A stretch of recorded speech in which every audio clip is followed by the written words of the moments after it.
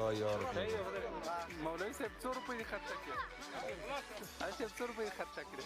زه حساب نه ورته کوم چې په لاس راځي خرچه کوم مخکې حساب. موږ خو ولې تقریبا 400 روپۍ پورې شاوخوا ستړي. پروا نه چې دا کار کوي خبره نشته. ما ته امارت راکړي دغه لپاره زه په دې خرچه وکړم.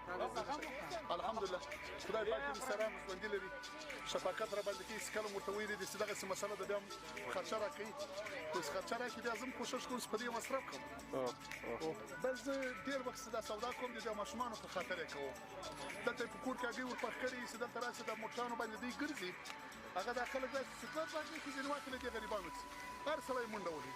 نو بیا زه کوشش کوم چې زه یا یو چا ته وایم چې دې چې هغې وخت سړی د دې خلکو کاروبار وسي له سوال ته ولاړ نه سي. ګزاره یې روانه سي کور. دغه کور اوس ډېر ښه کار دی. اوس دا ماشوم ته دا هګۍ ورکړي دي. دغه هګۍ خرڅوي تر ماښامه یو شی پرې باندې کېږي یو 50 شپېته سل روپۍ دې ته بچت کېږي. که دا نه وي هلته بېکاره دغسې منډې وایي. ګور دغه دوکان ته راځي زه له ځکه د خلکو ته کوشش کوئ د دې ماشومانو ته روپۍ دغسې به ورکړو. شی ځینې وخت په کاروبار عادت شي.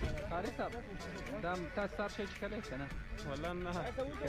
دا اوس څه شی مو واخیستل؟ والله دا اوس رئیس صاحب همدغه پیسې راکړلې همدغه پکوړې دي او دغه یو پکوړې دي وګۍ دي. دا رئیس صاحب له خپل شخصي جیب درکړې؟ هو دا خپل شخصي جیب معمولا سار څنګه دي تاسو کله کوي؟ هو همدغه ټکر ولې بعضې ورځې کې اخلي بعضې ورځې کې هغه بیا مونږ نه اخلو. یو پام دې نه وي.